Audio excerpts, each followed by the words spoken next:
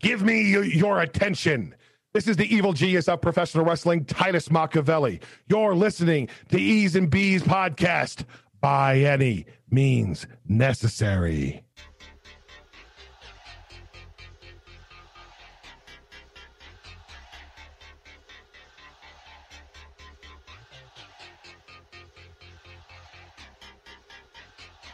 Good morning, all you wrestling and sports fans. This is the E's and B's, the Bacon and Eggs of Pro Wrestling Sports Podcast. And I'm your host, Eddie B.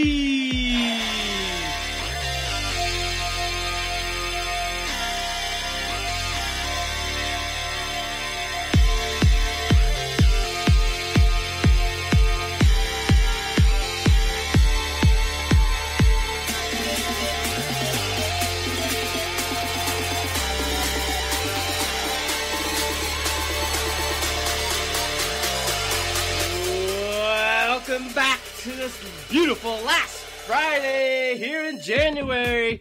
That's right, we've got a full breakfast pack today. I've got Aces Wild, get your bets in. That's right, tomorrow night going down in Denver. Can't wait, it's gonna be amazing. Also, we got the Super Bowl set, NCAA Top 10 basketball, UFC results from last weekend. What a banger that was. Also, a little bit of racing talk and everybody's favorite. That's right, you guessed it, some wrestling. You're listening to the E's and B's podcast.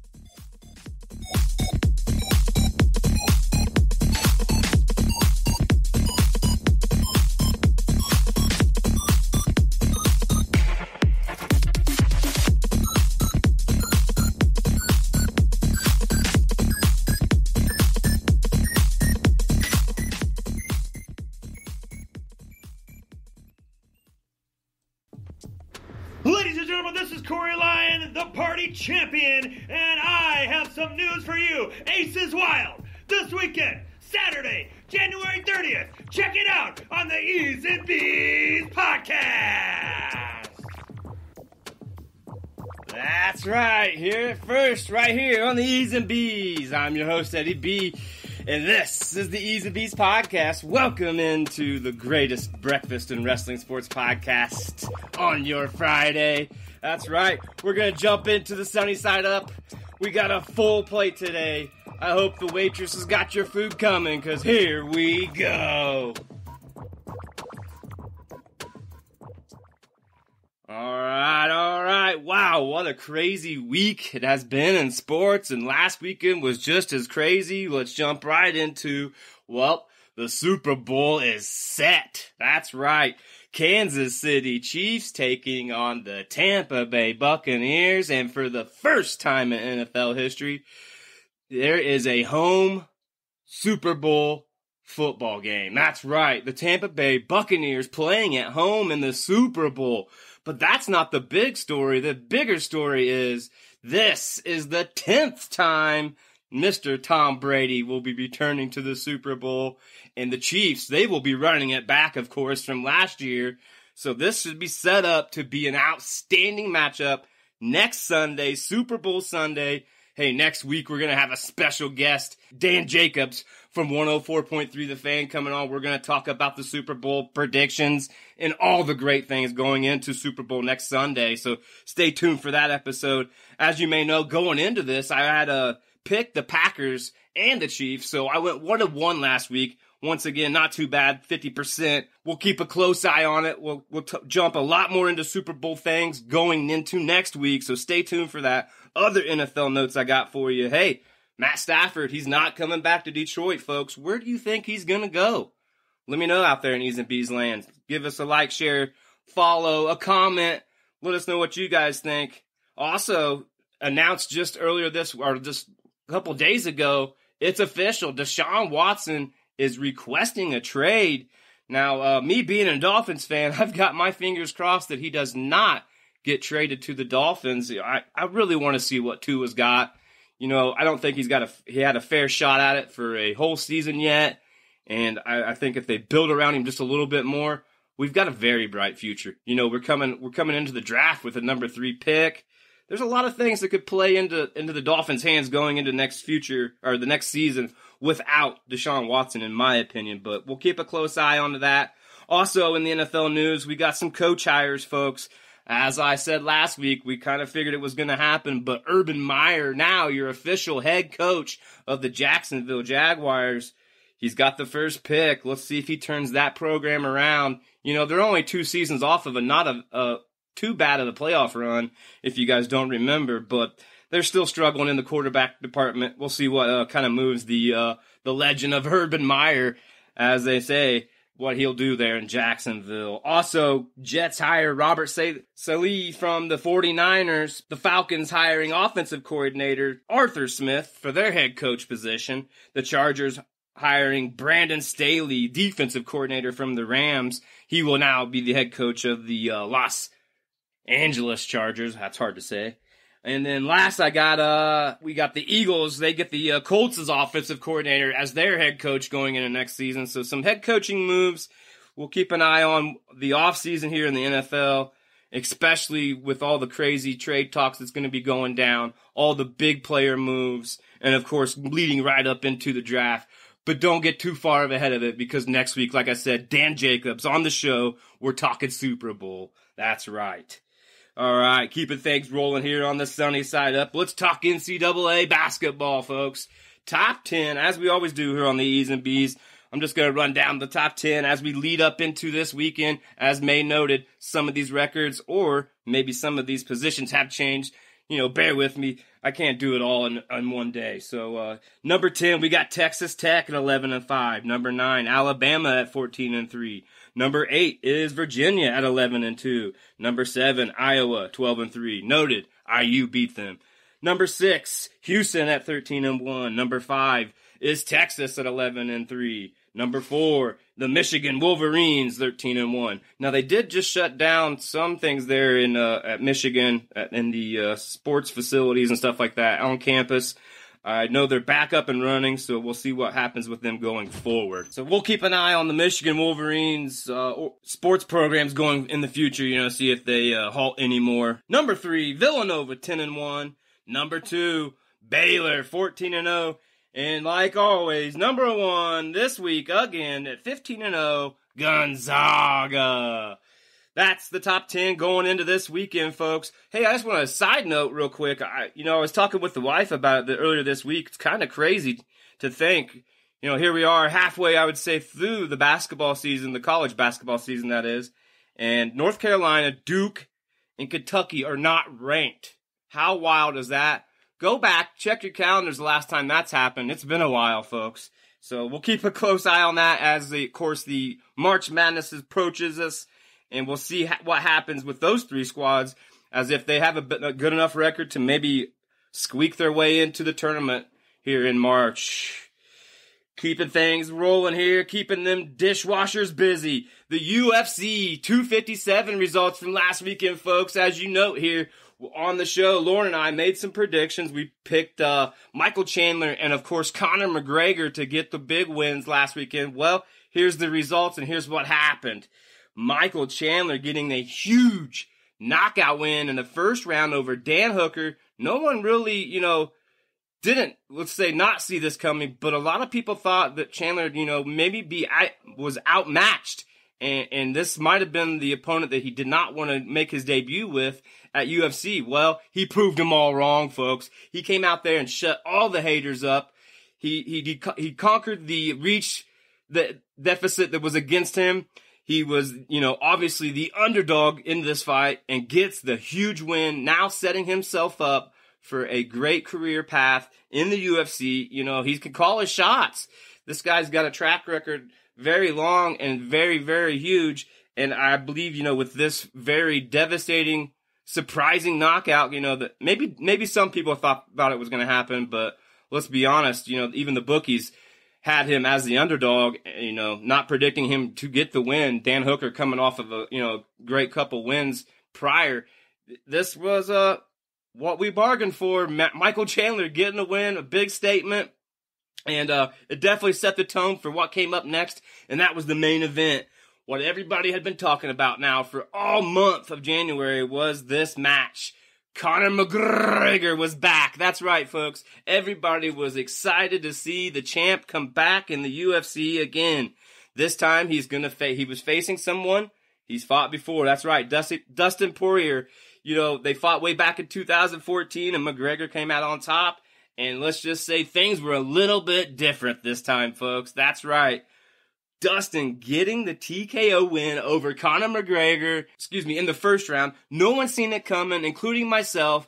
All money bets aside, folks, Conor McGregor, I think, walked into this fight thinking it was a dog walk and he was going to have this sewn up, signed, sealed, and delivered, and, you know, and just basically a warm-up match for what was to come next. Well, things changed, my friend, and things changed dramatically on this night, as now I honestly don't know what his future holds. What do you guys think out there in E's and B's land?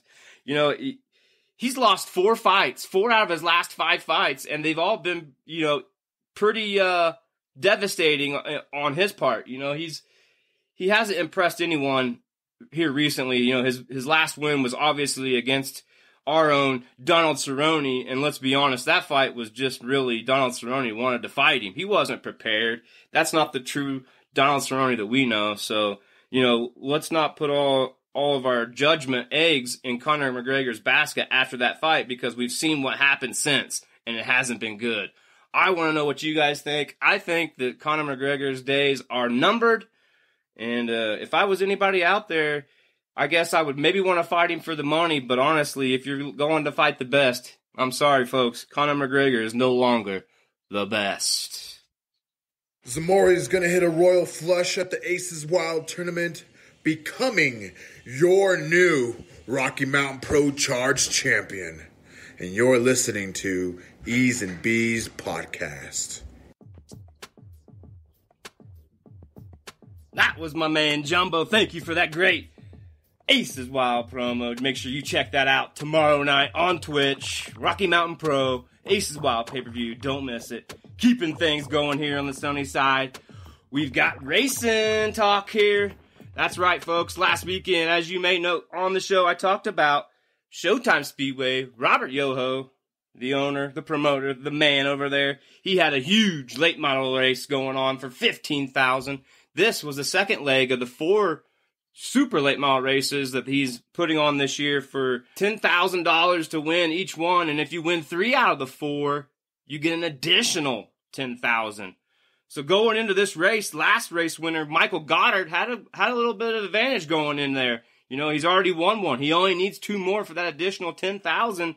So, you know, he kind of had a leg up on the field. But this race was not one to miss. It was a good one, as number 90, Steve Dorr, driving somebody else's car, I might add, dominates this race, winning over number 51, Stephen Nasse, which this is his home track. As you may know, Stephen Nasse, a big name right now in the late model world, as him and Bubba Pollard, probably the 2 biggest names. They travel the coast west to east to race in all these big races, and this is Stephen Nasse's home track, and this time he comes up a little short, so he's got 2 more chances, but now Steve Dorr puts himself in contention to get that extra $10,000, so we'll keep an eye on that. The next race coming up next month, I'll be promoting a little bit more about it, but I'll also be promoting what's coming up at his track here in February, and that's the World Figure 8 Finals at Showtime Speedway. That we'll dive into a little bit more coming up in February, so stay tuned for that. Keeping things talking here, racing. Wild Wing Shootout happened also last week in Arizona, and our man Tony Stewart getting his first win of the 2021 season, dominating in the wing sprints out there in Arizona. It was great to see Smoke getting him a victory to start out the season. Also, just a little side notes, don't forget, folks, NASCAR just around the corner. We got the qualifying races on the 11th, and we've got the Daytona 500 on the 14th, but don't forget the shootout, which this year is on the road course, will be on the 9th. So just about a week and a half away, folks, from some crazy racing going on in Florida. And as you may know, it's going to be Speed Week starting next week down there in Florida. So I'll be touching on some of the cool racing events that will be going on around the state of Florida for the whole month of February, 4 race weeks. And it'll be cool to definitely dive into some of that local stuff, so stay tuned for that. Make sure you stay tuned. Coming up here in the meat segment, we got the evil genius, Titus Machiavelli from Rocky Mountain Pro. We're going to be talking all things Aces Wild. Coming up tomorrow night. I can't wait. It's going to be awesome. But hey, before we get into that, let's jump into all 5 wrestling brands. That's right. We're going to start off with what happened last Friday on SmackDown.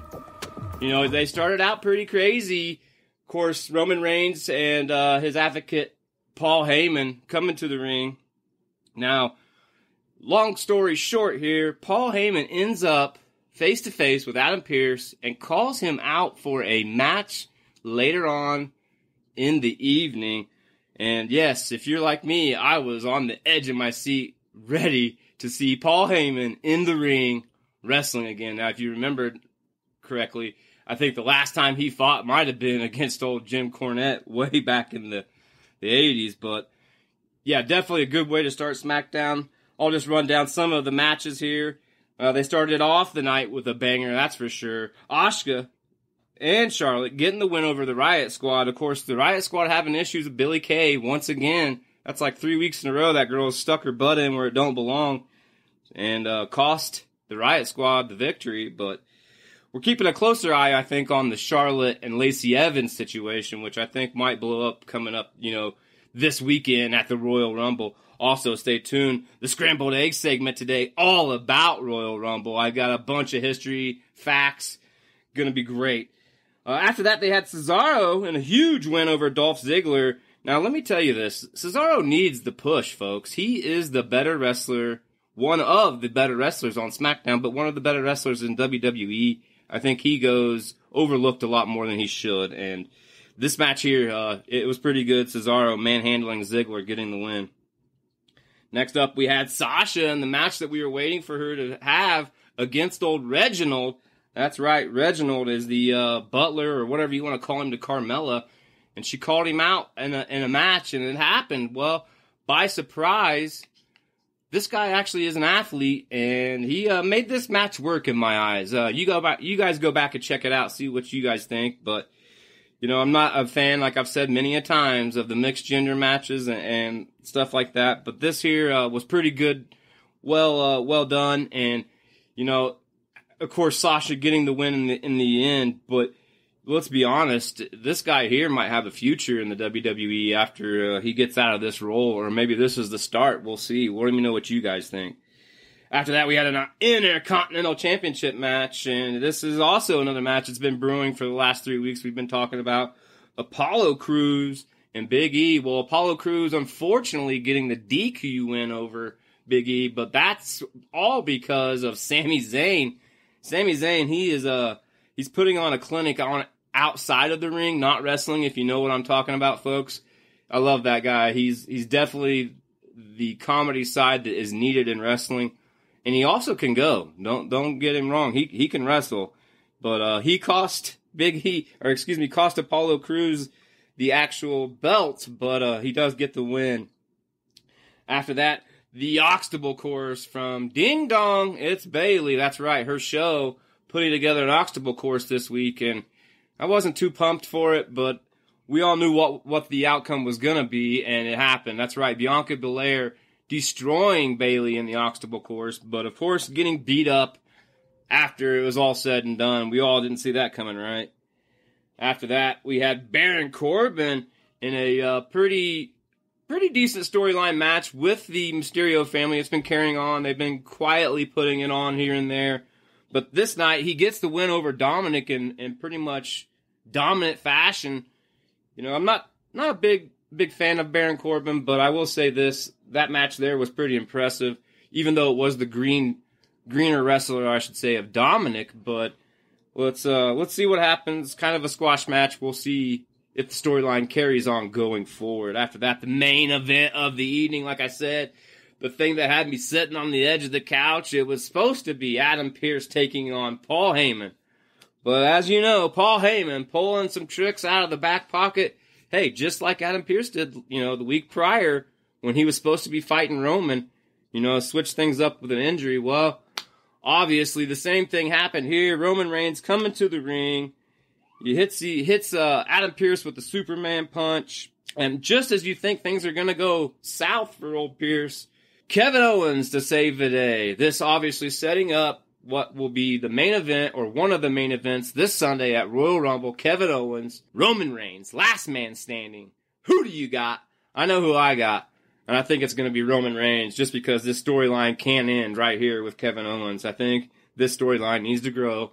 And I also mentioned, don't forget, folks, way back when, several months back, I think this storyline is leading to WrestleMania, where we might just see The Rock, if you smell what I'm cooking. All right, keeping things going here on the sunny side, we're going to move right into the Raw.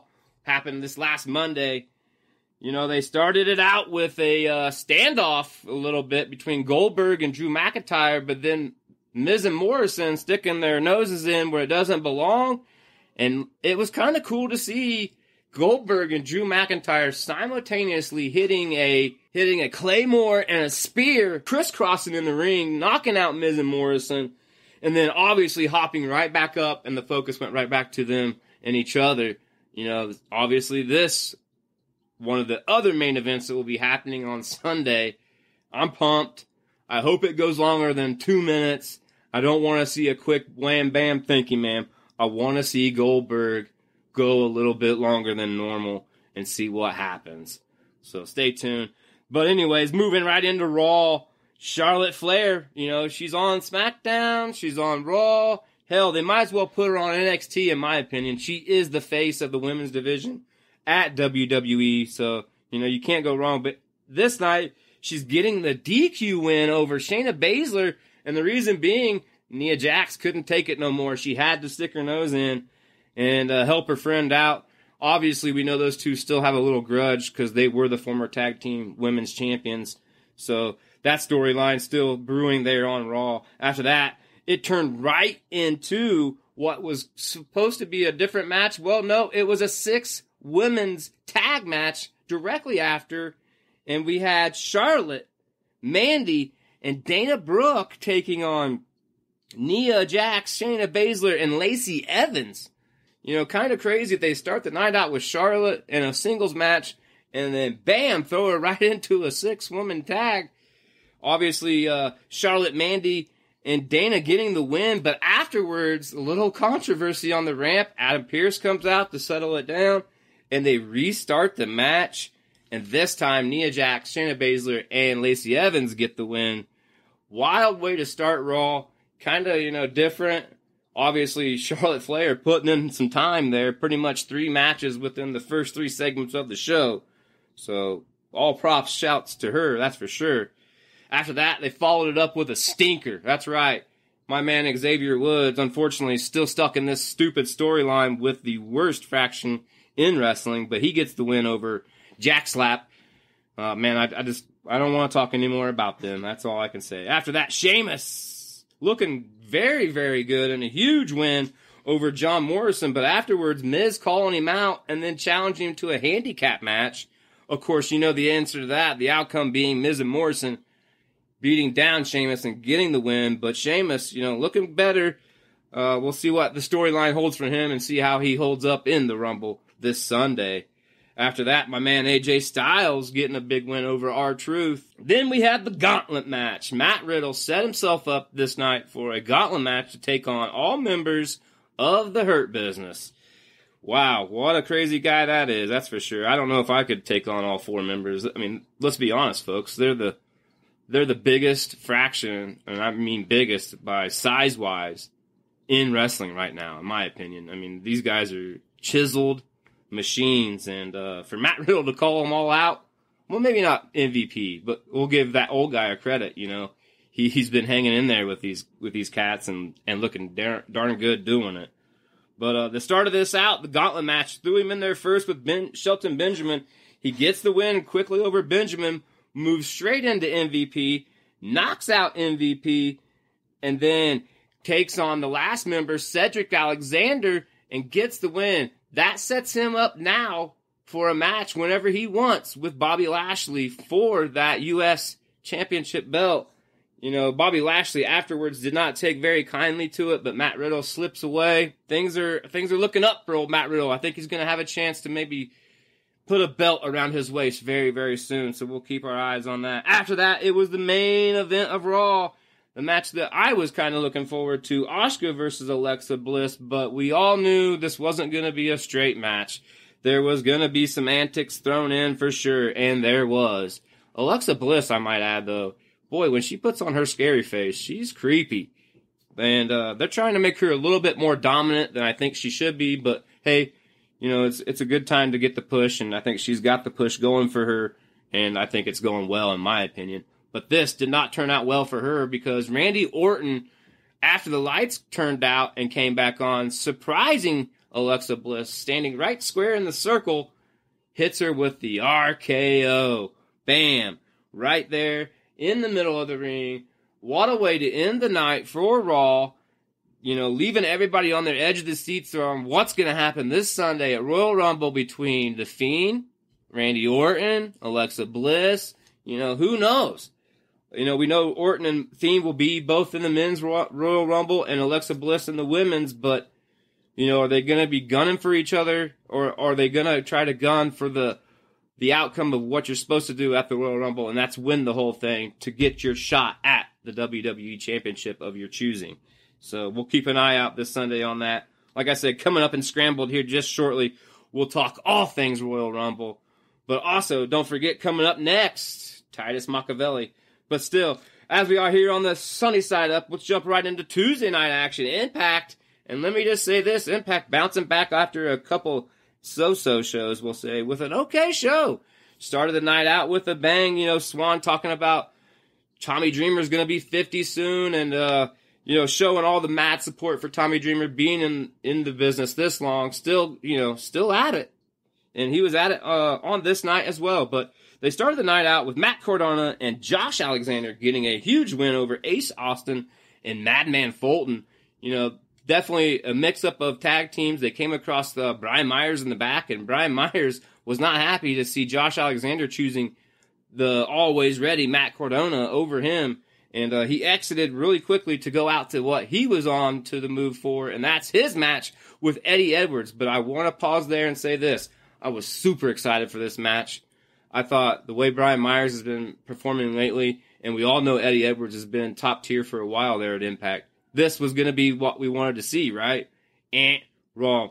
This match started out good, had a lot of good things in it, but let me just say this. The way it ended was awful. I'm so tired of seeing people bite people. This gimmick has got to go. It's, been done now probably 4 times in the last 4 months by each brand, maybe a different way, but it's just not good. Eddie Edwards biting Brian Myers, giving Brian Myers a DQ win. They pushed a little bit on commentary on, oh no, Eddie Edwards is back to his old ways, but let me just say this. Nobody's back to their old ways when they're biting people. That's just plain dumb, and it doesn't belong in wrestling. And I think that they could maybe figure a better way or a better storyline out for those two great talents. But unfortunately, that's how this one ends. After that, we had Rosemary getting a huge win over Dashwood. That match was not very good. Probably the worst match of the night. But like I said, this card all in all was a good card and not a bad watch, but it had some shakeups in the middle like all wrestling shows do. After that, they had the Fire and Flair Fest. That's right. The Fire and Flava Fest with the new Women's Knockout Tag Team Champions. This was a bad skit. I'm not even going to talk much about it. Don't waste your time on it. After that, Joe Deering in a huge win over Cousin Jake. And afterwards, they thought you would think that this was going to be another beatdown of Cousin Jake. Of course, his cousin joining Joe and Eric Young, forming their little fraction. And now, afterwards, Eric Young stopping everybody, not allowing them to beat down Cousin Jake, but yet maybe offering this Cousin Jake to join their fraction. We'll keep an eye on that next week and see which way that turns. But after that, it was the main event of Impact. That's right. This was a crazy one. A 8-man tag. Yeah, that's right. I said 8-man tag. You know me. I cannot stand all these 8 and 6-man tags, but, when you got to get the talent on the show, you got to get them on somehow, and this is how they did it on Impact Tuesday night. We had Rich Swann, Tommy Dreamer, Willie Mack, and special secret member Trey Miguel coming back to Impact.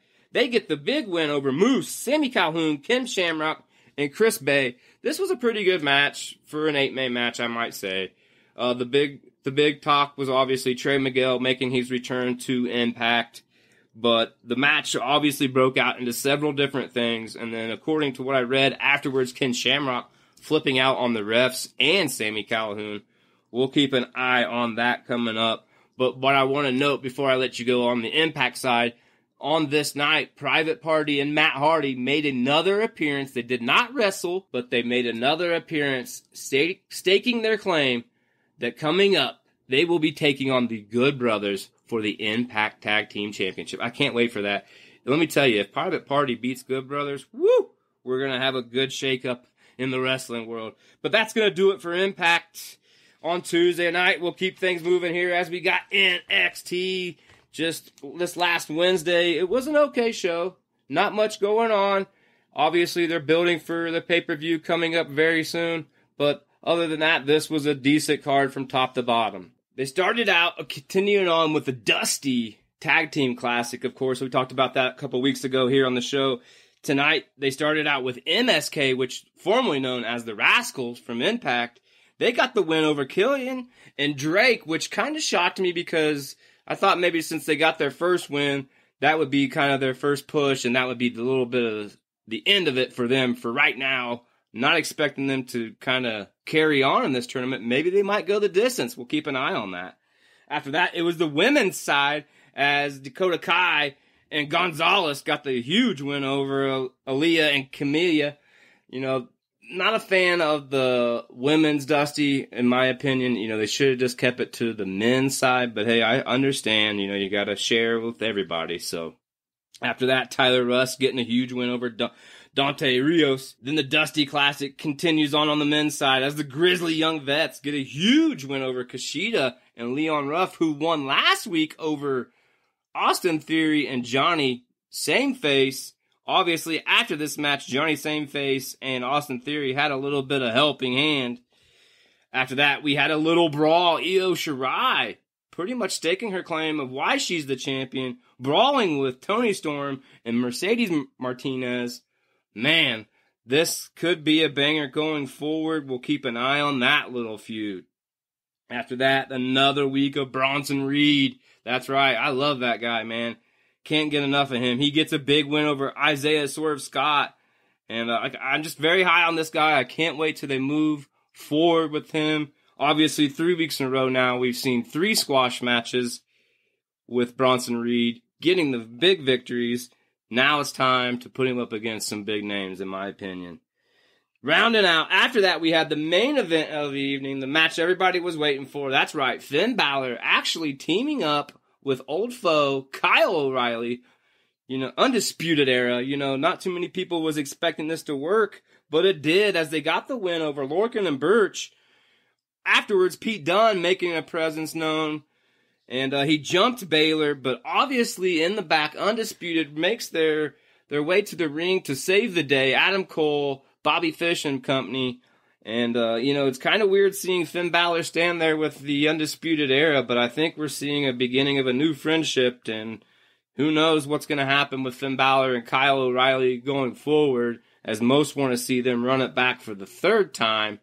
But we'll keep our eyes peeled and find out what happens after that. And that was the end of NXT. Like I said, not a bad show. Keeping things going as we about wind things down on the sunny side. Last one we want to talk about, obviously, was AEW Dynamite happening on Wednesday night. It's Wednesday night. You know what that means. I love the fact that JR starts the show out now like that every week. And I hope he does it for the rest of the time going forward.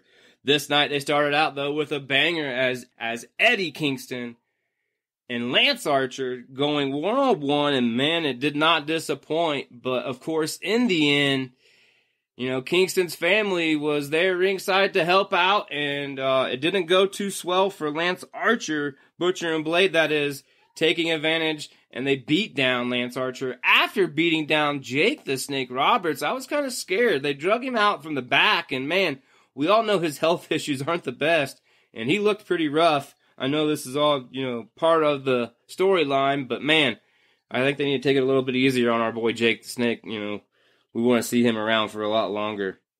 After that, they jumped into a couple promos. Oh, shocker, right?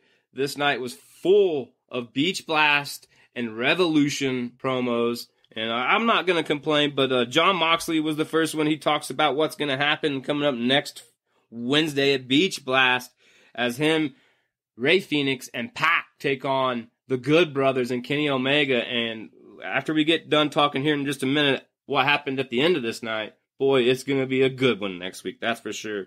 Then after that, they jumped into another promo, but this one caught my eye because it was the Stinger. That's right, Stinger and Darby Allin in some abandoned factory or something, who knows, talking about what's going to happen in the street fight going down at Revolution with Team Taz.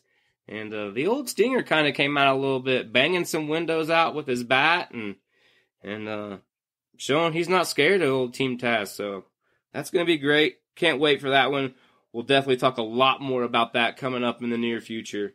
After that, we got back to the wrestling action, and it was a tag match. That's right, Inner Circle members Chris Jericho, MJF, they get the huge win over the Varsity Blondes due to the fact of the whole entire Inner Circle being ringside. And let's face it, folks, if the Inner Circle is going to be ringside, there's a great chance they're not going to lose. And it helped this night as, obviously, the Varsity Blondes were outnumbered by the Inner Circle. I want to note Chris Jericho nailing the Lionsault and getting the victory at the end. I think he's proven a point to some of you haters out there. If you didn't see it, make sure you go back, check out Chris Jericho's Lionsault from Wednesday night. It was probably the best one I've seen him do in a long time, and I think it was for a big reason. After that, another promo. That's right, folks. Shaq appeared on the screen, and Shaq making the statement to Cody, calling him out, calling him a punk, and says, how about this? Shaq and Jade versus Cody and question mark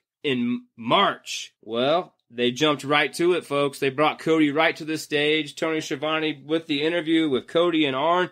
Arn, though, taking the reins, and, he brought light to what was going on in the situation, and obviously we all know Brandy's pregnant, so we know she's not going to be wrestling, so Arn handpicked this person to join Cody to take on Shaq and Jade Cargill in March, and it was none other than Red Velvet.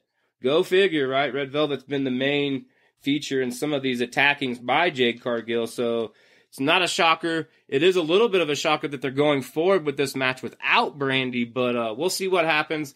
I know they're going to build that up. We got about a month and a half to talk more about that, so we'll keep our eye on what happens with Shaq and Cody going forward. After that, back to the wrestling action, and man, did we have a good one. Hangman and Ryan Nemeth. If that name doesn't sound very familiar, well, it should, because he is the brother of Dolph Ziggler, wrestler of over there on WWE, and this was his debut here on Dynamite, and it was a tough one for him as Hangman Page gets the win. But I want to note, during the match, Matt Hardy comes to ringside cheering on Hangman Page, and then after a little bit of a back and forth talk with Matt Hardy, and I think something might be in the works with these two. Matt Hardy is in the business now of managing wrestlers, and it seems that Hangman's on his radar next. After that, it was the match of the year so far, in my opinion. If you have not seen this match, folks, I know I say this a lot, but I'm being serious on this one. Go back, check it out. Jungle Boy takes on Dax, and it did not disappoint. It had everything you wanted, including some craziness on the outside. The rules stated this match, Luchasaurus had to be handcuffed to Tully Blanchard and Cash. That way there was no interference whatsoever going to happen. And it didn't. But this match was a little bit of new school mixed with old school. It's what I love the most about wrestling right now in these times. It's people like Dax, who is so technically great and an old school style mentality, versus somebody like Jungle Boy, who is fresh off of learning the business, or should I say, fresh in the business, very green, but has so much talent. This match put together very well and did not, and I repeat, did not disappoint. But unfortunately, Jungle Boy gets the win over Dax. Dax, definitely the more veteran wrestler, but here tonight was not the better wrestler as Jungle Boy tops him. But afterwards, a little bit of skirmish on the outside as Tully pulls some old tricks out of his pocket, throwing some powder in Luchasaurus' eyes. They get out of the handcuffs. They end up handcuffing him to the ring. And to end the segment out, they cut his horns off his mask. Oh no, what's going to happen next? Stay tuned. I'll keep you updated going forward. After that, Team Taz gets their time for their promo spot, and they were outside the building in mass force, and they were destroying the Darby Allin and Sting merchandise stand set up, and Taz sending a message to Stinger saying, they're coming. I hope he's ready. Like I said, that match is going to be pretty cool. I'm not sure if it's actually going to be in a ring or if it's going to be a cinematic kind of style match. We'll keep our eyes out and hope for the best. That's all we can do, right? After that, Britt Baker getting a little bit of ring action as she got a huge win over Shauna. Afterwards, obviously putting it to Shauna, and Thunder Rosa coming to save the day as Britt and Rebel vanish very fastly from ringside.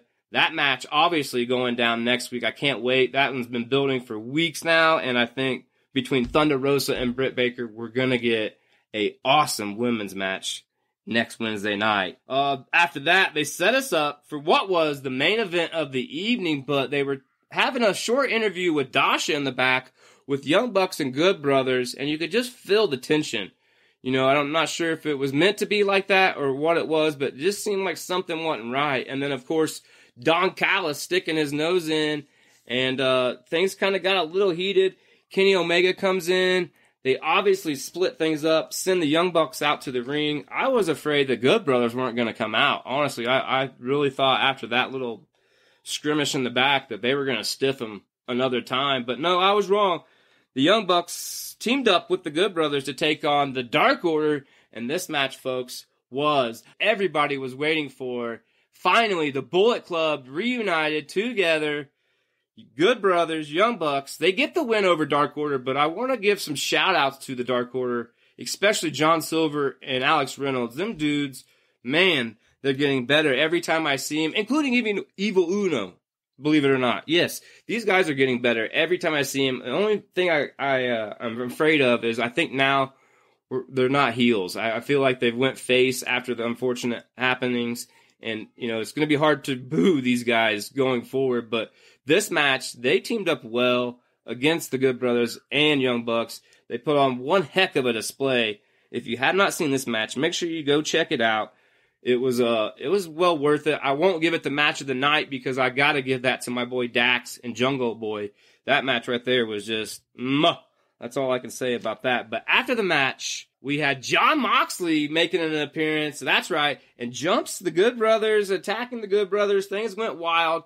Down comes Kenny Omega to try to save his old pals, and Moxley was ready for him. Hit him with the paradigm shift, and things got a little bit out of hand as the Young Bucks tried to break some things up and be the peacekeepers, but, down come Rey Fenix. Rey Fenix double drop kicks off the top rope, which I've never seen somebody get so high. This dude was almost out of the building if there was a roof. It just escalated into what's leading up to Beach Bash coming up next Wednesday as Jon Moxley, Rey Fenix, and Pac take on the Good Brothers and Kenny Omega. I can't wait. Make sure you tune in next Friday because we'll be talking all about that probably on the Scrambled Egg segment. But make sure you stay tuned. Coming up here in just a minute, folks, Titus Machiavelli from Rocky Mountain Pro. But before that, let me give you a little bit of the champion, Dustin Urich. This is the Vulture, Dustin Urich, your Rocky Mountain Pro champion. And you're listening to the E's and B's podcast. And we're getting ready for the big Aces Wild tournament this weekend. Watch out for the weapon, Damon Ace, as he's going to run through all the competition.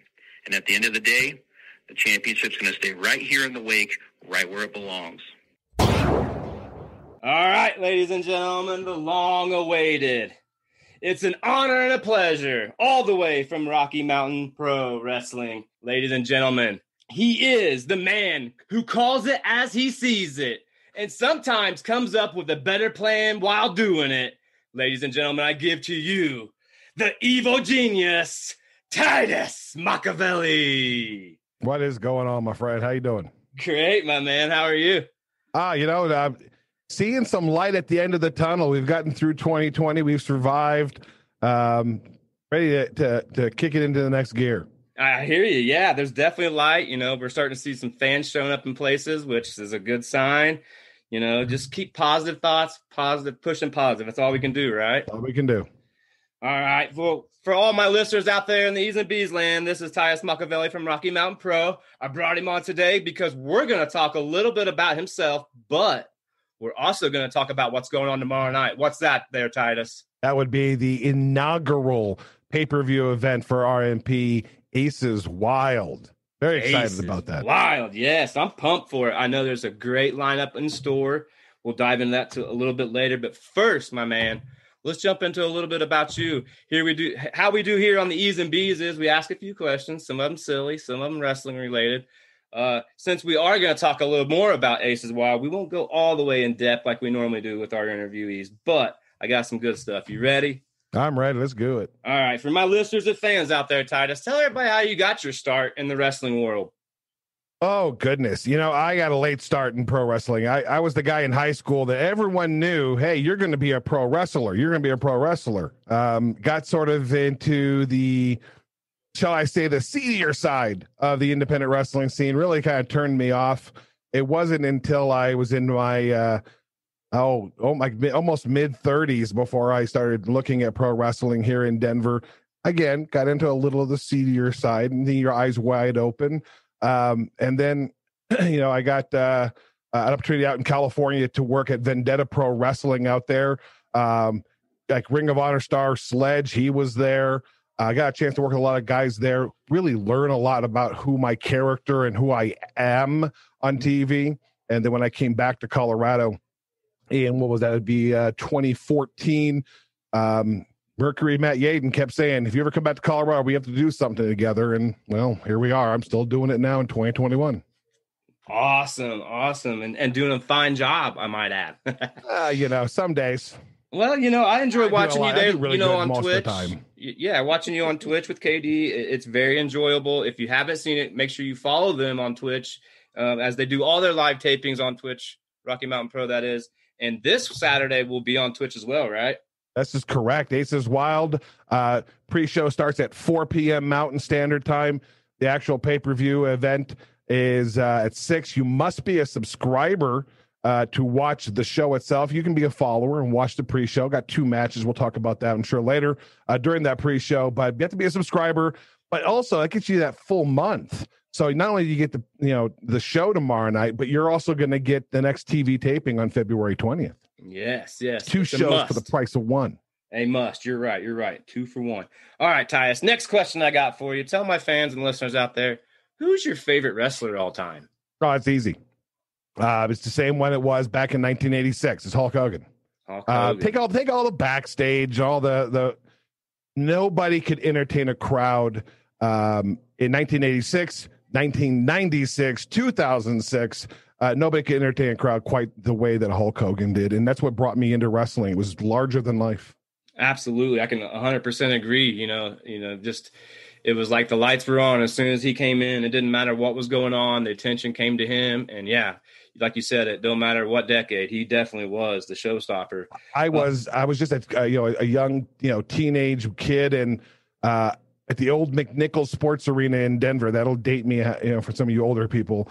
He took on Kamala, and I swear he posed for what felt like a half an hour. I'm sure it was like 7 or 8 minutes, but it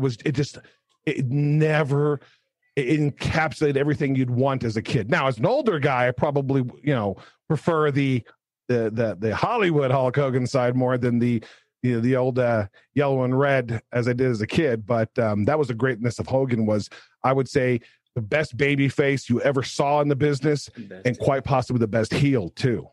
Yeah, absolutely. Agreed. 100. I have this conversation so many times over and over with my wrestling friends. It's absolutely the best heel move in the business, in my opinion. But that could be debated. We could go on days about that. You're very right. debatable, but it's a short debate in my mind. Sure. All right, keeping things rolling here, Titus. How about this? If you could go to breakfast tomorrow with any wrestler or wrestling personality, who would it be, and what are you guys having?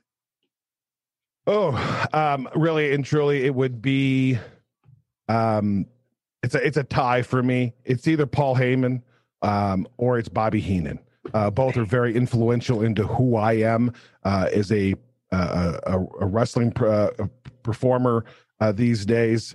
It would be breakfast, and it would be Eggs Benedict. Awesome choice. And I can't agree, with you much more, because I see a little bit of Paul Heyman in my eyes in you, and when obviously listening to you, watching on Twitch, but just some of your tendencies, not everything, obviously you have your own ways, but yeah, I would love to sit down with either one of those, even Heenan, just to pick their brain, maybe hear some great stories. The thing about wrestling is you'll hear often people say, well, that's just a rip of. It is. There is truly an absolute rip of Paul Heyman. However, it's how I portray it and make it mine. Yes. Wasn't a biggie. I'm a Colorado guy. During the Monday Night Wars, I didn't have access to ECW. Wasn't really a big ECW guy, honestly. It's the mindset. It's the way he thinks about the business itself that is just so tremendous. And there's a big rip. Both of those are huge inspirations. I mean, Evil Genius, Bobby the Brain. Come on. Yeah, right. Yeah. Yeah. And you go back to Hogan. Who was Hogan's greatest foe?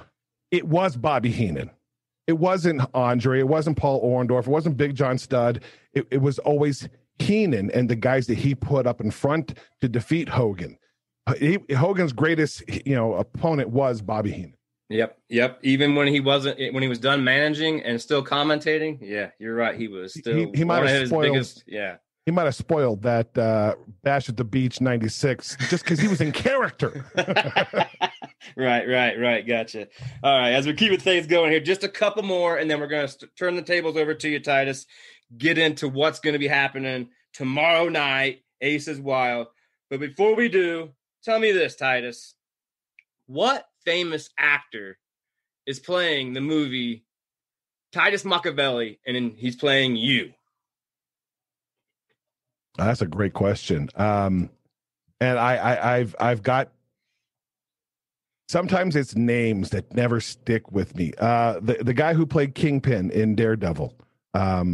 He was in Law and Order, Criminal Intent. What's his name? My wife loves him. That would have been my answer if I had half a more caffeine. I'd have been all right. All right. I got you. Shoot. Give me a sec. I look it up. It's a race to see who gets it first. If you're listening here on the E's and B's, we are looking up a character that we might think that Mike could play Titus Machiavelli in the movie Titus Machiavelli Live. Vincent. Here it is, but where's the stinking name? Vincent Vincent D'Onofrio. There we go. Vincent D'Onofrio. Sorry, folks. If you listen, that's who we were trying to figure out. D'Onofrio played Kingpin. So I'm a big Marvel Cinematic Universe guy. I never was big in the comics. I'm a huge MCU guy. And he played that character so convincingly that I couldn't imagine anybody else doing it. And the fun thing is, when I used to work out in California, before I left and took some time away from wrestling for my real career, real job outside of wrestling, I was talking with those over at Hood Slam, and we were actually working on having me come in as Kingpin. I mean, look at me, for crying out loud. Right. D'Onofrio has that character, that characters he plays in that one in particular, very much is the epitome of what I am. If you take the background of where the name Titus Machiavelli comes from Niccolo Machiavelli. The ends justify the means, a book called The Prince. And the character is very similar. I look at him on a physical side Obviously, there's lots of similarities, but his way he took Kingpin really made me go, that's a guy who could play my character. Okay. That's definitely understandable. And for you that don't know him out there, go look him up, check him out. Let us know what you think. But hey, last question I got for you, Titus, before we turn the tables over here to you and go Aces Wild on everybody. Tell me, what's your favorite thing about Rocky Mountain Pro Wrestling? The fact that it takes pro wrestling as serious as it should. There are so many, I don't want to use trash bag, but that's probably, it would relate to people more. There's wrestling that is far below the word professional. Everything that everyone does, from management to talent to production, really takes that professional part of pro wrestling very, very serious. And you see that on, when you got people who come in from like we've got somebody who's been to our place, who works with the Mammoth and all the the big sports professionalism, and go, look what you guys do with such a limited budget and a small amount of equipment. It's because we take it so very serious. Excuse me. And that's what's really, to me, that's what makes Rocky Mountain Pro so much different than your average wrestling organization. Is it really takes itself very serious. Wrestling's fun, don't get me wrong, we have a blast, but it's a serious business, and we don't, we want to wear gear, we want to have good sounding mics and good video. And I think that's what that's why you see people like Otis go from our school to WWE, Abaddon to AEW, Dak Draper and Royce Isaacs over to Ring of Honor, because of that professional aspect that RMP has. And that's all because of Matt Yaden. I mean, he leads from the top in that.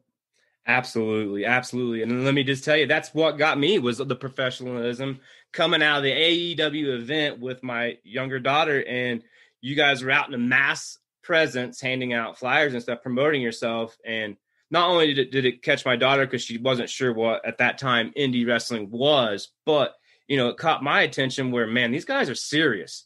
They're out here pushing their product.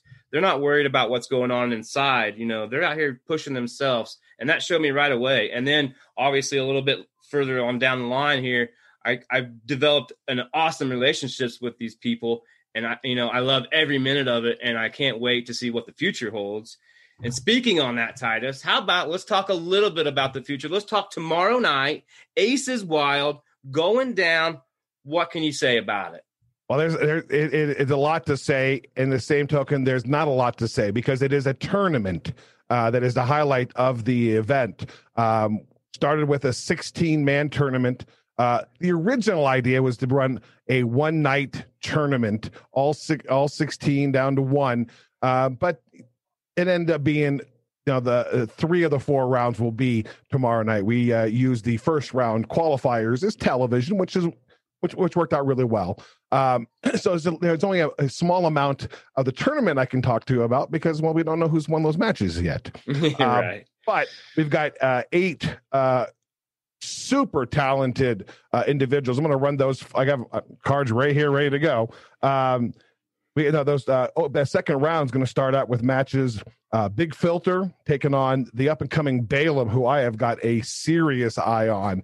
I think Balaam this time next year may have a completely different look from the fans at RMP. Absolutely. I could agree with you. And not to cut you off there, Tyus, but Balaam was on 2 weeks ago, and I know he's ready, and I can't wait to see what he's got for us. Yeah, this kid has got so much heart and determination. Talk about professionalism. Absolutely. He is in the gym at the school every single day, and he takes it very seriously, and he's fun. And that's a unique perspective that you get in this business. Sometimes people are very serious. Sometimes they're very fun. Not too often you get the two of those together. And Balaam's that guy that I got. The guy who books these shows and whatnot. I have an eye on. That's for sure. Awesome. Then we've got Lipto, the former Charged champion. That he takes on Curtis Cole. Curtis Cole is one of only 3 men to hold the Rocky Mountain Pro Championship, the Charged, and the Tag Team Championship. Yes. And seeing Curtis, he seems to be a little bit more focused towards this, and he's kind of been a fun-loving spray bottle. Him and I don't know what the tag dudes. The tag dudes have been running around. We've seen what they've been up to, but yeah, I've never been a big fan of who I would refer to as Sideshow Curtis. He has that Sideshow Bob hair when he first came into RMP. But Lipto, an up-and-coming talent, but he's got a tough matchup against Curtis Cole. That one might be one of those that could steal the whole night with those two in the ring. Okay. Then one of my favorites, of course, is Severino Corrente. He'll be taking on the former 2-time Rocky Mountain Pro champion, Atiba. That's a guy, Atiba. I honestly believe that some point in the next year, you won't see Atiba on Rocky Mountain Pro because he's going to get picked up somewhere. Yeah, absolutely. So talented. I agree. I caught him just a couple weeks ago there at OVW in their Rumble, not Nightmare Rumble, that is. And, a couple of talents were there from Rocky Mountain Pro. But I agree with you, Titus. I think Atiba is well on his way. It's anytime. I think there's just a couple of things that we need to work on with him. I think his one of the hardest things that you do in this business is being able to talk. Yeah. And that's probably his one, place where he can, spend some time on. He's extremely strong. If you see him do that, straight deadlift pick up into a suplex, he's got high flying ability, grounding wrestling. It's that one little thing. I think we get that dialed in, and there's nothing that's going to stop Atiba in the future. But he's taken on Severino Corrente, who I still say is the king of Charged. Okay. We'll keep an eye on that one. And I think the biggest shock of the night is this next, a matchup because of the implications. Damon Ace, a number 1 seed in this tournament, he's going to have a bye in the second round due to the time limit draw between Ronan and Corey Lyon. So Damon Ace, I said there was going to be 8. I lied. There's only 7 because of that bye. This is a guy who is 6'6". He's a freaking monster, appropriately named the Weapon, and he gets a bye in that second round. He's going to be able to sit back and keep cool and relaxed and take on the winner of I believe it's going to be the winner of Filter and Balaam. So that's who they're looking forward to. If you're Balaam, if you're able to get through Filter, you go from one big guy to the next, and a guy who rested on top of it. So I think that's a huge deal for Damon Ace and the members of the Wake, him and Dustin Urich. Of course, the winner of this tournament goes to our next pay-per-view in the spring, Never Broken, and takes on Dustin Urich. What a twist it would be if Damon Ace wins that. Yeah, if you're Dustin Urich, are you concerned, you think? If I'm Dustin Urich, I would be concerned. If Dustin Urich had me as his manager, he wouldn't be concerned.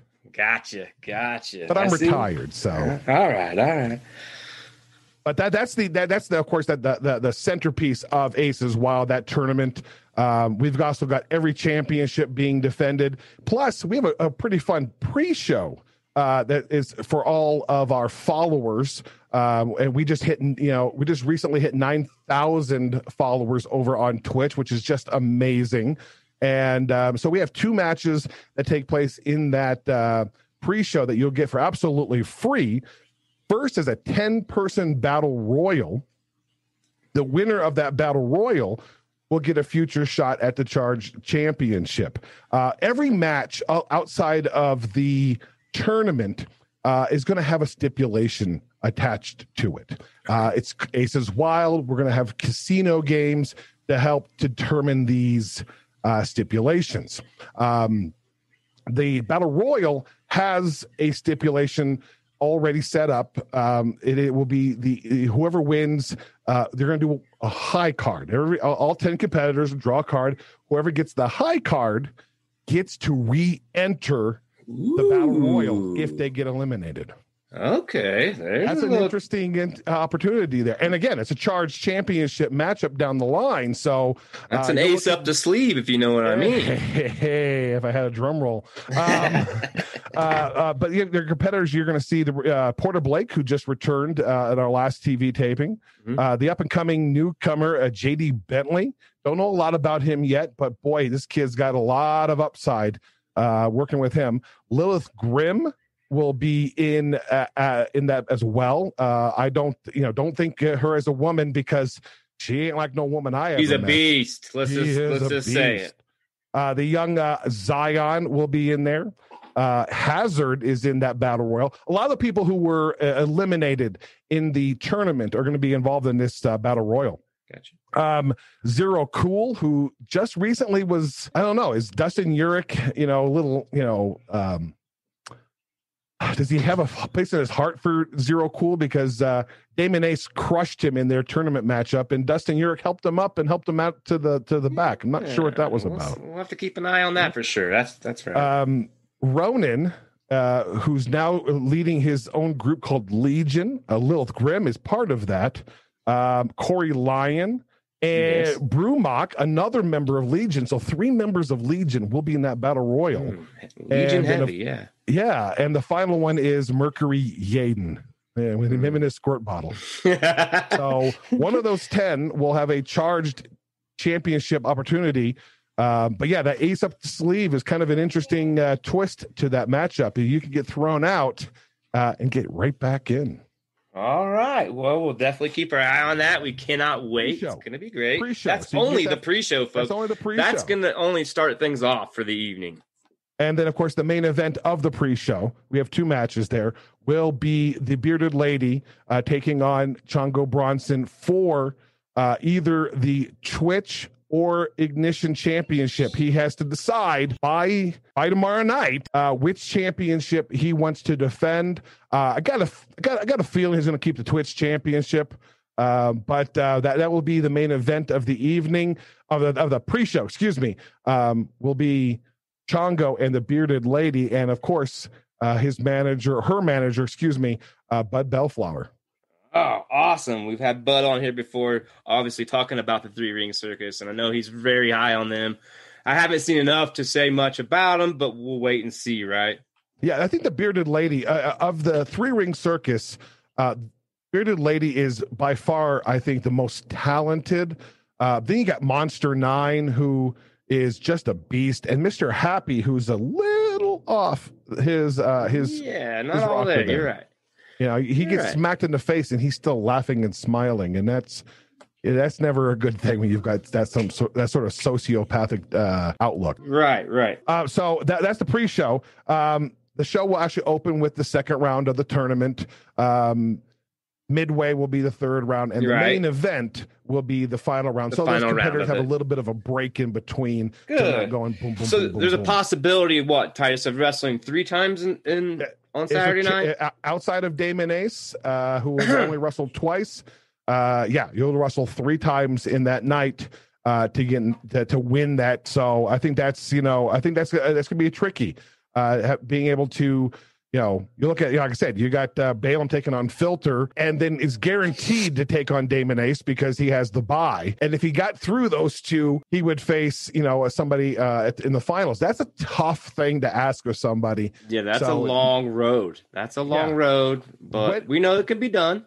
It can be. The question I have is, what is the advantage? Is it a person like Balaam or Lipto or Atiba who can really, use their endurance and they're long-winded? Do they have the advantage because of the number of matches, or does a guy like Damon Ace or Filter have an advantage because of their overall size? I'm not sure what the answer to that question is. I don't know if I know either. I can't wait to find out. Like I said, it's going to be a great night, so we'll definitely have to check into that, and then I'll get back next week and let everybody know how it went down. That's for sure. And we also have some championship matches in between those tournament brackets as well. The Lockettes Championship is going to be determined. We don't have a stipulation. And of course, there's a stipulation for Chongo and Beardley. Don't know that yet. The only one that we do know is that Battle Royal, that re-end. So the Lockettes Championship, Ola Lola will be challenging the mom, Rochelle Riveter, for the Lockettes Championship. We're also going to have the tag team championship being defended as JK Pop defends against the aforementioned Three Ring Circus. Lots of animosity between those two teams. Three Ring Circus making their debut, attacking JK Pop. Definitely got their attention. So JK Pop they look a little edgier than I've seen them be. And I'm a big JK Pop guy. I was one of the guys that told the powers that be, when I wasn't in charge of creative, so to speak, of pro wrestling here, the one of the previous guys, pretty famous guy, I won't put him over too much. I told him, I said, you're missing the boat on these two guys. These two guys are very, very talented, and they've gotten their chance to show that in JK Pop. But boy, they look a little bit more. When you get attacked from behind, miss a month of wrestling shows, you get a little ticked off. Yeah, I don't blame them. Yeah, I'm sure they're going to be coming in with a chip on their shoulder. That'll be a great tag match. Like you said, JK Pop's held the title for a long time, but a year. This isn't no easy match or easy pushover, as they say. So we'll definitely. And I think thing here is the using a casino term, the wild card in this again is Bud Bellflower. Bud has put together, I think, a very nice plan of attack on JK Pop, and he's on the outside. As a former manager myself, you do what you need to do to put your clients in the best opportunity. He's done that. Say what you will about Bud. He has put all of his clients are in championship matches tomorrow night on Aces Wild. So he's not outside of the ability of getting involved in some way. Yeah, absolutely. Coming in with 3 new faces, being kind of new himself to the managing scene, being on the scene, it's pretty cool to have, title shots right off the bat, I would say, if I was in budget. Yeah, that definitely it speaks a lot to his small time frame. His acumen as a manager has been pretty good. He's got all 3 in championship matches within 2 months of their debut. Pretty impressive. Has he been taking notes from you, Titus? Is that what he's doing? He better be. Yeah, I say so too. He's talking about the greatest faction in Rocky Mountain Pro history. I had the 4-Point Cartel. I had Hoodlum and Naya and the Canadian Pit Bulls. I had all 4 championships under and I was also the CEO. Of the company, he's got a ways to go. So. The last matchup that I'm going to talk about is, of course, the Charge Championship. That is our, what they call the mid-card championship. That's our intercontinental kind of a TV championship. It's the workhorse of this company. And our current champion, the boss, Bruce Wayans, will be defending against Jumbo. Again, a stipulation to be determined during the pre-show. I failed to mention that. We will have all those stipulations during the pre-show. So you'll find that out before the actual event. You must be a subscriber. Starts at 6 p.m. Mountain Standard Time. Awesome. Can't wait, Titus. It's going to be an awesome night packed. Aces Wild. So many stipulations. So many great wrestlers. But better yet, you of all, right? You got me and then my partner KD, and I love KD. I give him a lot of gruff. We have a great synergy. I think that's what's really important in a commentary team. I got great synergy with him. Not as good as my synergy with Matt Yaden, but that's for a completely different reason. I would still say that the best commentary team that Rocky Mountain Pro ever had was me and Yaden. Maybe someday he'll decide to quit playing wrestler and get serious about doing something else and run the company. But Katie and I do, I think, a really good job. We have a great history. Katie has been with the company for 9 of its 10 years, I believe. So he's got, he's one of our biggest production guys as well. A lot of the video packages you see, you get the logo and all that's behind me. He does all of that. If you're watching here on E's and B's, the Aces Wild logo behind Titus there. Beautiful logo. I know you can get some of that merch as well. That's right. That's right. But, KD does all that for us as well. He edits our television shows. Good partner to be with.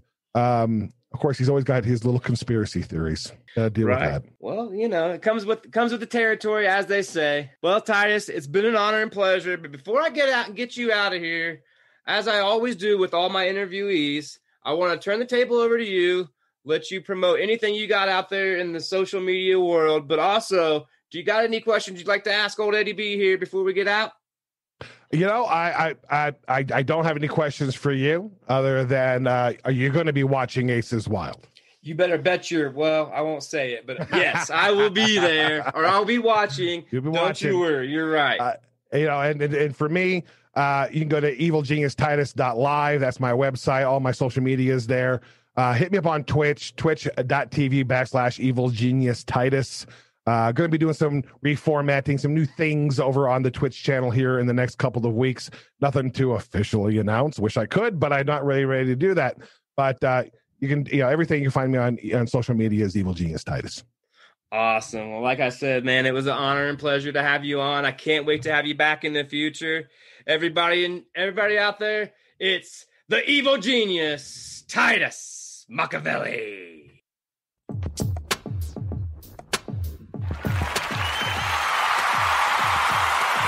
right. What an awesome interview that was. Once again, Titus Machiavelli from Rocky Mountain Pro. Check him out tomorrow night commentating for the pay-per-view going down on Twitch. Don't miss it. Aces Wild. Can't wait, man. I got some good stuff. Stay tuned. I can't tell you about it, but I got some really cool stuff coming from that. We'll be posting that. Make sure you like, share, subscribe. Follow us on all of our pages. Make sure you leave a comment. We love when you guys comment, get back to us. We got a lot of things to give away, so make sure you stay tuned to the YouTube channel as well. Some unboxing videos are coming. We got some special things coming up next week for the Daytona 500. Yep, we're going to do a giveaway right here on the E's and B's for the Daytona 500 coming up in 2 weeks. So stay tuned next week as we talk about that. But hey, let's jump into the Scrambled Eggs segment of the week here, as it's Royal Rumble week. That's right, Royal Rumble going down Sunday. I can't wait. I know there's going to be some great big names coming forward. We've been talking about it now for a couple weeks, who we think might be coming. RVD. We already know Edge made a special announcement, so he's already in it. Brock Lesnar, I think, might show up, but definitely keep your eye. Who do you think is going to show up out there in E's and B's land? Let us know. Should be interesting. But let's talk a little bit about Royal Rumble. That's right. Royal Rumble started way back in 1988. Now, Royal Rumble was created by Pat Patterson, the late Pat Patterson. And he, came up with this idea on his own. And in 88, they ran the first one in Hamilton, Ontario, where Hacksaw Jim Duggan was the first original winner. At this one, though, they only had 20 wrestlers when they first started the Royal Rumble, folks. It was, just a trial thing. It was a way to showcase some talent, but they wasn't sure quite where they were going with it. And look at where we're at now.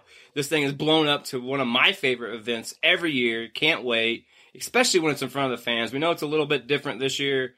Last year was one of the last events. Obviously, it was the last pay-per-view for WWE in front of fans, but this year they're going to obviously do it at the Thunderdome Sunday night. Don't miss it. It's going to be great. One of the the first women's Royal Rumble, as you all know, it wasn't until 2018, so quite a gap there before they actually got the women's involved in the Royal Rumble scene, which, I don't mind. I think it's pretty cool. The first one, obviously, was in 2018, where they were in Philadelphia, and Asuka, or the original women's Royal Rumble winner. So that's pretty cool. Another couple facts I got for you. Stone Cold Steve Austin, folks. I know you know him. He still holds the record to today as 3-time winner, folks. That's right. He's won the Rumble 3 times, and he's the only person right now to date that's won it 3 times. There's multiple 2-time winners, including Hulk Hogan. He won it in 90-91. Shawn Michaels won it 95-96. Triple H won it in 2002 and 2016. A little bit different there than Hogan and Michaels. Obviously, Hogan and Michaels winning it back-to-back years. Triple H was a little bit of a 14-year gap. Batista, same kind of thing. He won it in 05 and then turned around and won it in 14. A little bit of gap there. My man John Cena, he gets it in 08 and in 2013. And last on the double win list was Randy Orton, winning in 09 and obviously just a couple years ago back in 2017. So pretty cool. Not very many people have won it more than once. That's what I like about it. It changes it up every year. You're not too sure what's going to happen. Last year, you would have thought for sure Brock Lesnar, hands down, was not going to lose as he was just eliminating people left and right. But, here came Drew McIntyre and changed the whole storyline. And here we sit today. Drew McIntyre, obviously the biggest name on that side and still holding the belt. So pretty cool story there. A little more facts here. The shortest time ever in the Royal Rumble was held by Santino Marella. He was in there for 1 second, folks. I don't even know if that counts. Like, did he really wasted his time that day getting ready if he was only in there for a second. I feel bad for that guy. The most eliminations we've had in the Royal Rumble were Roman Reigns with 12. Now let's talk about the most eliminations total held. The record being held with Shawn Michaels right now at 39. I think that will be passed really soon. Let me know what you guys think out there in E's and B's land. The most appearances for the Royal Rumble to date right now, the record being held by Kane. He's the holding the record for not only the most appearances, but the most consecutive appearances. It wasn't until 1996 the Royal Rumble changed to 30 competitors. So for those first several years, it was only 20 people. But in 96, that's when they decided to change it to 30 competitors. Person that has held the longest time in the ring for the Royal Rumble is Daniel Bryan. He currently holds the longest time at 56 minutes. Pretty cool there. That's a long time to be in the ring. As you all know, in order to get that long time in the ring, you've got to either be the first or second person in. And I don't see anybody breaking that record anytime soon. Obviously, going into this Sunday, Daniel Bryan is a big favor. A lot of people picking him. We'll have to see what happens. But let's talk about some of the other winners that's happened way back in the day. We've only had about 4 people win it from the number 1 spot, folks. Vince McMahon being one. I don't really count him, so we'll say 3. Chris Benoit, Shawn Michaels, and Rey Mysterio are the original only 3 people that have won it from number 1. Will we see that this year? I don't know. We'll have to wait and see. There's only been a couple people that have won it from the 30 spot. Obviously, you all know John Cena, the originator of winning it from the 30 spot, in my opinion. Just when you don't think he's going to show up, he shows up 30 and then wins the whole thing. Also, another person, the big name that's won it from the 30th spot was The Undertaker. That was back in, I think, 07, Undertaker coming in at 30 and just dominating. I'm kind of surprised he doesn't have more wins in the Royal Rumble than he does. In my opinion, he should be up there with Stone Cold, but that's just my opinion. Here are some of the other winners as followed. Obviously, we already talked about it. We'll go from the very first year to the end.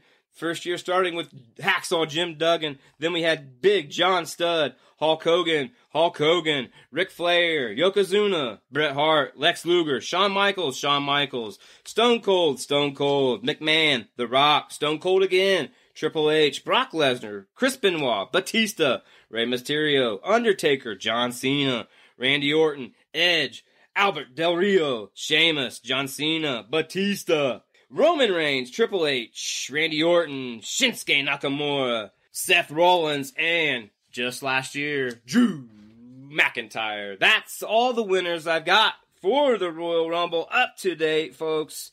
Like I said, stay tuned, man. We're going to have a good Rumble coming on Sunday. I can't wait.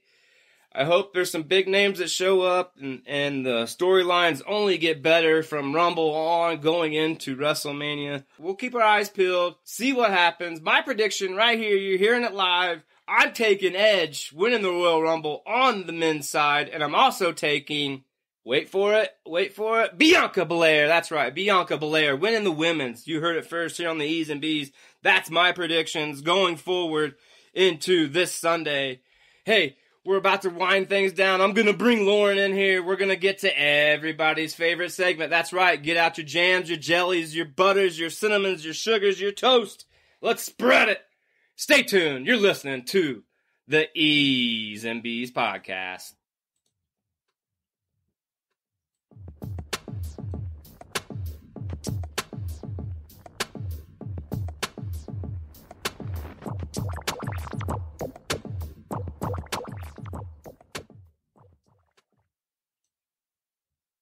This is the Wildcat Balaam Lynx, and you're listening to the E's and B's podcast. Don't forget to tune in this weekend for Rocky Mountain Pro's pay-per-view, Aces Wild. All right, that was the Wildcat Balaam Lynx. Good luck to him tomorrow night at Aces Wild. Don't forget, check it out on Twitch. Like Titus Machiavelli said earlier, probably the best wrestling on Twitch you can find going down tomorrow night. Rocky Mountain Pro, Aces Wild. It's going to be great. Well, it's that time of the show, folks. Get out your jams, get out your jellies, get out your butters. It's time to spread it. It's the toast. All right, welcome back to the toast. Lauren. Hey, Lauren. Hi. We got a lot of things to wrap up here at the end of the show, Lauren. I got some things I want to talk to you about, but before we dive into that, let's give our weekly shout-outs. Shout out to Titus Machiavelli. Like I said, thank you so much for being on the show. It was a blast having him on. Can't wait to catch up with him. Shout out to Rocky Mountain Pro for all the things they've been doing for us here at the E's and B's. You know, big things coming with us and them here in the very, very near future. We'll talk about that maybe next week. Shout out Corey Lyon. Shout out to Lilith, Bud Bellaflower, Yaden, Scotty, Balaam Lennox, and of course, the champ Dustin Urich. Shout out to Jumbo. Robert Yoho over there at Showtime Speedway. Man, if you guys didn't see that race in action, make sure you check it out. It's there on Facebook. Also, stay tuned. He's got a lot more cool things coming. Also, shout out to OVW. Shout out to Cashflow, Pro Wrestling Tees. And make sure you stay tuned next week as we got special guest Dan Jacobs from 104.3 The Fan coming on. We're going to talk a little bit about the Super Bowl, baby. I can't wait to see what he's got to say. Also coming up next week, OVW Tough Love. We're going to have a couple people talking about that also on the show. And hey, Lauren, how about this? Did you check out what happened earlier this week with myself and Zicky Dice? I did not. I was working. Well, if you don't follow Zicky Dice, make sure you do on Wednesday's Twitch. That's his show. I was on there. He had special guest Ricky Starks, and I actually got to ask him a couple questions, Lauren. The Ricky Starks. The Ricky Starks. Starkman Jones, AEW. That's right. I actually got to ask him if, hey, me and Zicky were going to the movies tomorrow to see the movie about his life, what would be the name of it? And Ricky Starks came up with Upside Down, and he had a pretty cool analogy to tell us why and everything. If you didn't see that, go back, check out Zicky Dice on Twitch. Give him a follow, give him a shout out, tell him Eddie B from E's and B's sent you. Also coming up here really, really soon, we'll have Lauren's Murder Mysteries here in February. She's working on it very hard, Lauren. How's it going? It's going good. I hope I do it justice. Yeah, me too. So I can't wait. That first one was great with Lilith. Maybe a special guest with you this time. We'll wait and see. That's coming up here in a couple of weeks on the E's and B's podcast. Also mentioned earlier, guys, if you don't know, if you're a WWE Network member, things are switching in March. They're going to Peacock. I'll keep you update on what the changes will be going forward, as I'm a member myself, and I'm kind of curious to see what the changes are going to be. Do we have to purchase anything like ESPN Plus or? I sure hope not. You know, that seems like that would, you know, that's the way things have been going lately. You got to purchase one to get the other. So we'll wait and see what happens. I'll keep everybody updated on that. Also, new designs there at the E's and B's merch store. Make sure you go check them out. We got also other new designs coming out very, very soon. Some cool things happening at the E's and B's merch. Make sure you check that out. Hey, support small businesses. Everybody needs that. We're all struggling right now. Well, Lauren, with that, that's about all I've got here on the toast. What do you got for them? Okay, I have weekly numbers. Just a few first little notes, though. I just wanted to give you a fun fact of the day. E's and B's fun fact. I think I'm going to tell you what the daily day is. That's kind of hard to say. Give you a fun fact and just trying to find some cool things out there. So, to start out today, January 29th, 29th. Yes. My days are off. Huh? Friday, January 29th is National Corn Chip Day. Oh, wow. All right. Get your corn chips. Yeah, get your crunch on. And Puzzle Day. Oh, awesome. We love doing puzzles here in the E's and B's family. Yeah, we do. So that's what day it is. If you want to, support corn chips or puzzles today, go for it. And today's fun fact of the day is the United States has more museums than Starbucks and McDonald's locations combined. Wow, no way. That's something that should be brought to light. That's kind of a lost art, or should I say a lost venture for most, is going to museums. Mm-hmm. When's the last time you've been to a museum? I can't even Exactly. remember. That's pretty crazy. But I can tell you last time I've been to a Starbucks and McDonald's. Yeah, right. Not too long ago. Hey, One more thing, Lauren. I got a trivia for you before we let everybody go. Who was the first professional athlete to host Saturday Night Live? Any guesses? No, because Saturday Night Live started way before. Well, how about this? Time. Back in 1977, Minnesota Vikings quarterback Fran Tarkenton became the first athlete to host Saturday Night Live way back in January of 77. Who is he? He's a quarterback for the Minnesota Vikings back then. Pretty big star. Went on to a pretty successful career. But let me just note this. Other sports stars that have hosted Saturday Night Live. It's been a lot. Yeah, there's been a bunch. How about Bill Russell, John Madden, Bob Uecker, Joe Montana, Walter Payton, Wayne Gretzky, O.J. Simpson, Billy Martin, Jeff Gordon, Chris Everett, George Steinbrenner, Michael Jordan, Charles Barkley did it 4 times, Nancy Kerrigan, George Foreman, Deion Sanders, Derek Jeter, Andy Roddick, Lance Armstrong, Peyton Manning, LeBron James, Tom Brady, Michael Phelps, Eli Manning, and J.J. Watt. That's the people that so far have hosted Saturday Night Live. Hasn't Peyton hosted it twice? I do believe he has. I think he's hosted it more than once. The first one, obviously the best one. But that's your weekly trivia. Shout out to the birthdays, Andre Reed, Arenas Williams, Mark Gasol, all today. Shout out to them. Well, Lauren, before we let them go, how about let's give them the cities, the shout outs of the week. And that was your daily trivia and news and fun facts and the business for the day, we should say. Now moving on to our top 10 of the week, this past week. So we're going to start at number 10. It's Berlin, I believe, again, Germany. Number 9 is Freelancing Corinthia. Corinthia. Yeah. And them foreign countries, baby, they popping up every week. Love it. 8 is San Francisco, California. Number 7 is Istanbul. 6, Denver, Colorado. Well, that's fallen quite a bit. Yeah, Denver dropping down the list. Hey, that's Denver? great. More listeners, the better. That's what we say here at the E's and B's.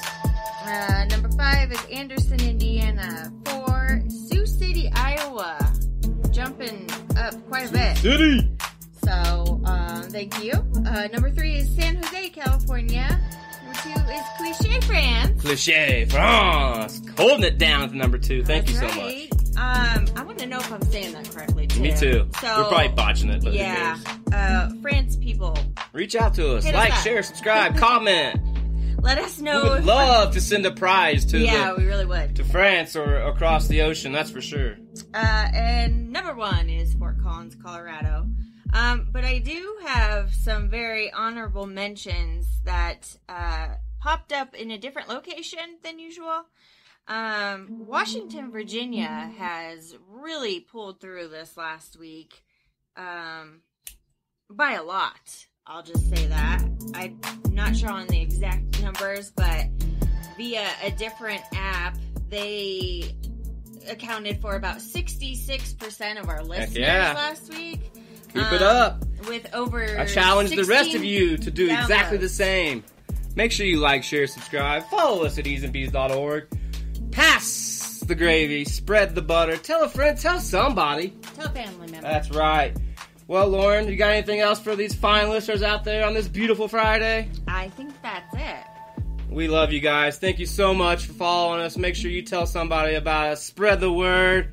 You're listening to the E's and B's podcast. And until next Friday, folks, where it's going to be a jam-packed show, don't miss it. Super Bowl talk, tough love talk, and all kinds of sports talk. That's right. You're listening to the E's and B's. And until then, make sure you eat your breakfast. You're listening to the E's and B's podcast. I'm Lilith, and Aces Wild is going to be